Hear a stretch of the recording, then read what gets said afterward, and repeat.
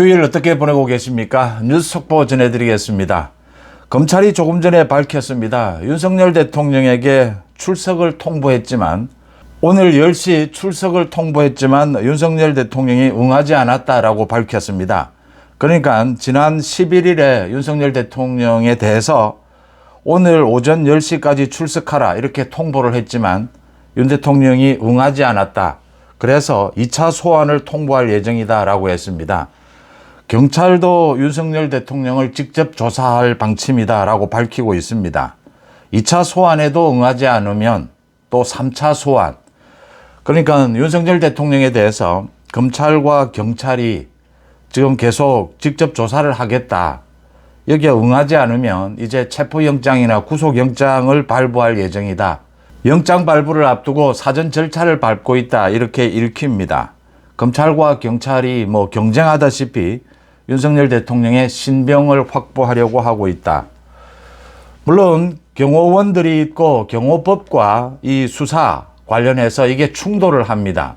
대통령의 경우에는 경호원도 있고 이 국가기밀도 있기 때문에 압수수색 영장을 발부받더라도 협조를 구하는 것이 대부분입니다. 또 대통령에 대해서는 이렇게 조사할 필요가 있더라도 그동안의 관례로 보면 이 서면 조사를 하든지 방문 조사를 하든지 이런 경우를 거치게 된다. 체포나 구속영장이 발부되는 경우는 없었습니다. 윤석열 대통령에 대해서는 영장이 발부되지 않겠느냐 이렇게 예상이 되는 대목입니다. 현직 대통령에 대해서는 내란 외환의 죄가 아니고서는 소추할 수가 없습니다. 예를 들어서 현직 대통령이 살인을 저지른다 하더라도 이게 수사 기소할 수는 없게 되어 있습니다. 그렇지만 내란 외환의 경우는 다릅니다. 예외입니다. 지금은 윤석열 대통령에게 내란 혐의를 적용하고 있기 때문에 이렇게 검찰과 경찰이 경쟁하다시피 이렇게 수사를 하고 있고 아마 이런 식이라면 윤 대통령에 대해서 체포영장이나 구속영장을 발부받지 않겠느냐 이렇게 보입니다. 또 재판부에서도 영장을 발부하지 않겠느냐 이렇게 예상이 됩니다. 윤 대통령의 그 비상계엄과 관련해서 경찰청장과 이 서울경찰청장이 구속이 됐습니다. 또 김용현 전 국방부 장관도 구속이 됐습니다.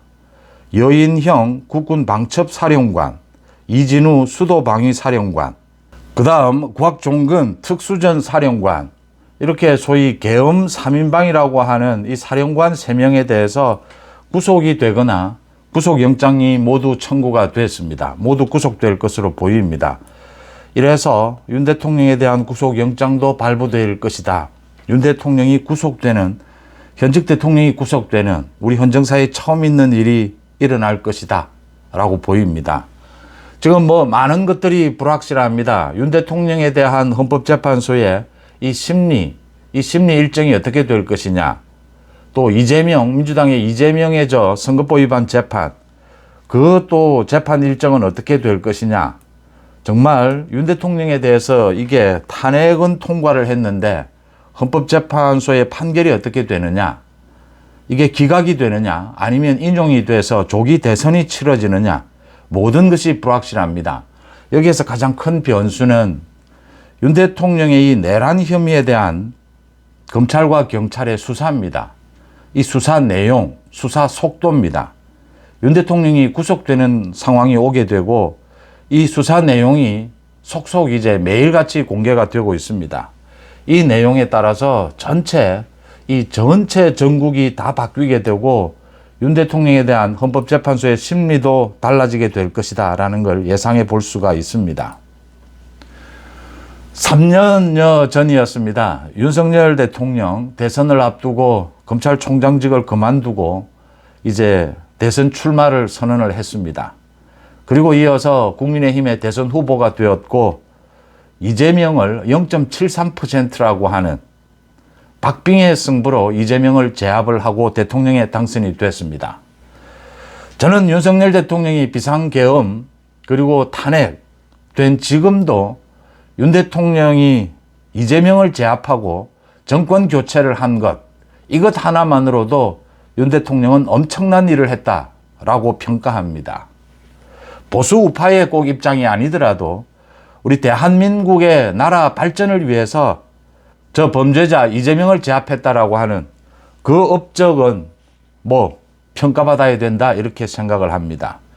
그리고 지난 3년 가까이 윤석열 정부 내내 뭐 여러 가지 논란들이 있었지만 저는 언제나 법치였습니다. 윤석열 대통령, 윤석열 정부가 좀 모자라는 부분이 있더라도 법치 하나만은 정확하게 지킬 것이다. 윤 대통령 자신이 법을 지킬 것이고 자신이 지키는 이 법으로 저 범죄자 이재명, 문의조를 심판할 것이다.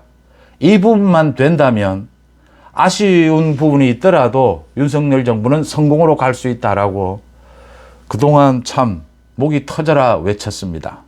여러분들과 함께 조마조마하면서 또 흥분하면서 에너지를 모두 결집시켜서 윤석열 후보를 지지했고 대통령에 당선이 됐고 또 윤석열 정부를 지지해 왔습니다. 그 이유는 이재명을 제압해야 한다. 그리고 법치를 바로 세워야 한다. 우리 헌정사의 이 정치권의 비리, 이걸 정말 말끔하게 정리하는, 법치를 세우는 그런 일이 숙제로 남아 있었다. 윤석열 정부는 이것을 해줄 것이다. 그리고 정치 개혁으로 갈 수 있을 것이다. 그런데 문의조 심판, 뭐 문재인 부분은 좀 남아있긴 하지만 문의조 심판도 늦긴 했지만 어느 정도 진행이 되고 있습니다. 그런데 이 과정에서 윤 대통령이 비상계엄이라고 하는 굉장히 모든 국민들이 놀라는, 이제 이 계엄이 있고 탄핵이 있고 난 다음에는 좀 안정되는 분위기입니다. 일단 경제 상황이나 이 대외 신인도 이런 부분에 있어서 한덕수 권한대행이 여러 가지 조치를 취하고 있고 해서 좀 국민들의 생활이 안정되는 모습입니다. 이렇게 이제 일정이 투명해졌다라고 하는 것이죠. 이 탄핵이라는 게 엄청난 일이긴 하지만 이런 일을 겪으면서 가장 큰 문제가 문의조 심판 뭐 여전히 남아있지만 윤 대통령이 일단 범법을 한 것이 아니냐, 위법을 저지른 것이 아니냐, 이 혐의에 휘말렸다라고 하는 것입니다. 이게 참 안타까운 대목입니다. 윤 대통령은 법치를, 자신도 법치를 지키고 그 법치로 문의조를 심판할 것이다.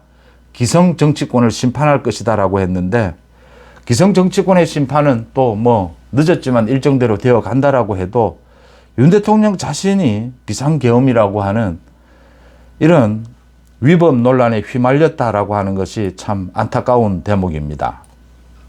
윤 대통령이 지금 이런 상황에서 이 비상계엄에 대해서 잘못한 것이 없다, 비상계엄에 대해서 정면 돌파하겠다 라고 선언을 한 것은 잘한 일이고, 또 조금도 물러서지 않겠다, 또 국가에 대해서 자신이 책임을 지겠다, 이런 자세는 당연한 일이고 또 윤석열 대통령의 헌법재판소 그 심리에도 이게 유리합니다. 그러니까 윤 대통령이 억울하게 지금 탄핵이 됐고 그래서 헌법재판소에서 이게 기각이 되어야 한다, 그렇게 주장하기 위해서라도 법리적으로도 따져야 하지만 정치적으로도 윤석열 대통령이 여전히 국정을 수행하겠다라고 하는 강력한 의지도 있어야 하고, 또 그동안 그렇게 국정 수행 책임감 있게 해왔다라는 것도 드러내야 합니다. 또 정치적으로 이 강성 지지층, 일부 강성 지지층의 뭐 부정선거라든지 또 비상계엄, 이재명의 저 국정농단, 저 부분을 거론을 하면서 일부 강성 지지층의 지지를 이끌어내는, 결집을 이끌어내는 이것도 필요하다라고 생각합니다. 지금의 윤 대통령으로서는 선택할 수밖에 없는 길이 아니냐, 이렇게 생각을 합니다. 그런데 그런 부분들을 이해한다 하더라도 지금 윤 대통령에게 제가 몇 가지만 당부하고자 합니다.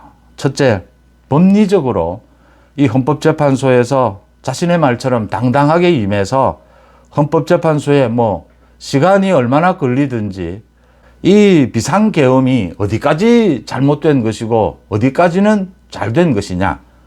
그러니까 위법과 위헌이 있다라고 해서 대통령이 다 탄핵되는 것은 아닙니다. 헌법재판소에서 그게 인용되는 것은 아닙니다. 중대한 위법과 위헌이 있어야 합니다.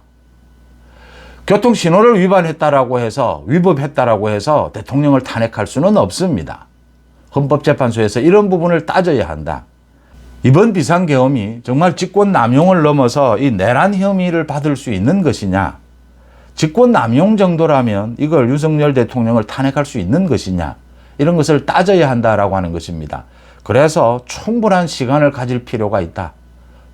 깨놓고 말씀드려서 이재명의 저 선거법 위반 재판이 있기 때문입니다.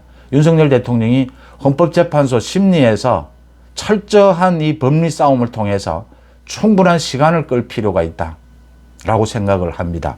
그러기 위해서는 비상계엄에 대해서 지금 고도의 통치행위다 이런 어떤 설명보다는 고도의 통치행위라는 그 말을 하는 그때부터 이게 전두환 신군부의 논리였습니다.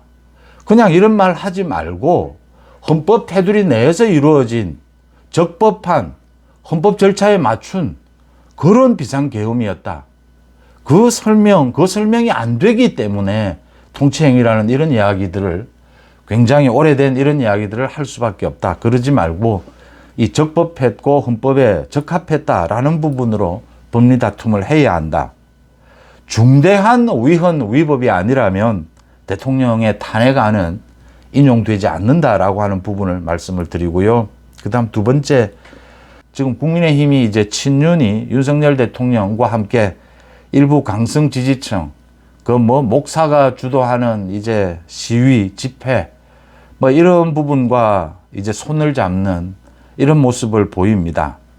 윤 대통령은 이 헌법재판소의 심리를 앞두고 이런 부분이 좀 필요했다라고는 생각이 들지만 이래서는 전체 국민, 보수 우파, 합리적인 국민들만이라도 지지를 확장할 수가 없습니다. 그 부분이 필요하다라고 하더라도 적정한 수준에서 그쳐야지 그게 더 확대되고 지금 국민의힘이 오늘도 하루 종일 그 한동훈에게 다 책임을 떠넘기는 한동훈이 배신자다 또 이 프레임을 씌우는 이런 일들이 벌어지고 있는데 이건 중단하는 것이 맞다라고 보입니다. 거듭 말씀을 드리지만 지지층을 확장하지 않으면 지지율을 확대하지 않으면 정치에서는 이길 수 없습니다. 선거에서 이길 수는 없습니다. 소수의 정말 전통적인 지지층, 이 강성 지지층만 업어서는 절대로 이 지지층을 확대하고 지지율을 높일 수는 없다라고 하는 그 부분도 짚어둡니다. 지금 국민의힘의 권성동을 비롯해서 일부 친윤들이 한동훈 대표를 계속 이렇게 공격하는 것, 그 부분을 지적을 하지 않을 수가 없습니다. 윤 대통령이 홍준표를 비롯해서 권성동, 조기 대선을 이제 겨냥해서 많은 이런 프레임, 이런 공작들을 하는데 그 사람들이 윤 대통령에게 그렇게 도움만 되는 사람들은 아니다라는 것도 윤 대통령이 잘 알고 있을 겁니다. 그 다음 세 번째 이제 마지막입니다. 윤 대통령과 한동훈 대표의 관계입니다. 이제는 정말 손을 놓고 정치적으로든 개인적인 것은 알아서 할 문제지만 정치적으로는 윤 대통령과 한 대표가 이젠 손을 놓고 서로가 서로에 대해서 공격하고 이런 부분들은 이제는 하지 않는 것이 맞다. 지금까지도 많이 했다. 윤 대통령도 했고 한동훈 대표도 많이 비판을 한 것이 사실입니다. 윤한 갈등, 이제는 손을 놓고 모두가 서로가 서로를 그냥 지켜보는 그런 이 사이로 돌아가야 한다.